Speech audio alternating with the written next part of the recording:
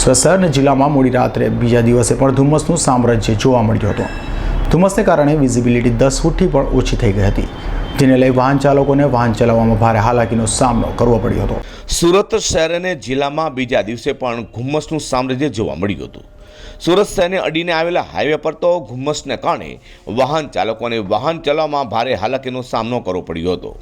તો સુરત શહેરમાં પણ મોડી રાત્રે વેસુ અને પાલ તેમજ તેની આસપાસના વિસ્તારમાં ગાઢ ધુમ્મસને કારણે વિઝિબિલિટી 10 ફૂટથી પણ ઓછી થતાં વાહન ચાલકો અને રાહદારીઓને હાલાકી પડી હતી. શરૂઆતમાં દુર્ગંધ આવતા પ્રદૂષણને લઈને સ્મોગથી ગાઢ ધુમ્મસ હોવાનું જાણકારો કરી રહ્યા છે. રસ્તા પરની લાઇટો પણ દેખાતી બંધ થઈ જવા પામી હતી. વાતાવરણ અતિ ધૂંધળું થતાં હાઈરાઇઝ બિલ્ડિંગો પણ વાદળોમાં અદૃશ્ય થઈ જવા પામી હોય તેવી પરિસ્થિતિ સર્જાઈ હતી. એર ક્વોલિટી ઇન્ડેક્સ પણ ગગડ્યું હતું. ગાઢ ધુમ્મસને પગલે ટ્રેનો મોડી પડી હતી. મોસમ વૈજ્ઞાનિક ડીપી દુબે જણાવ્યું હતું કે હાલમાં પવનની દિશા બદલાઈને દરિયાઈ તરફ થતાં વાતાવરણમાં ભેજનું પ્રમાણ વધતા ધુમ્મસ થાય છે. બીજી તરફ પ્રદૂષણ અને વાહનોના ધોવાણાને કારણે પણ ગાઢ ધુમ્મસ છવાયેલું રહેવા પામ્યું છે.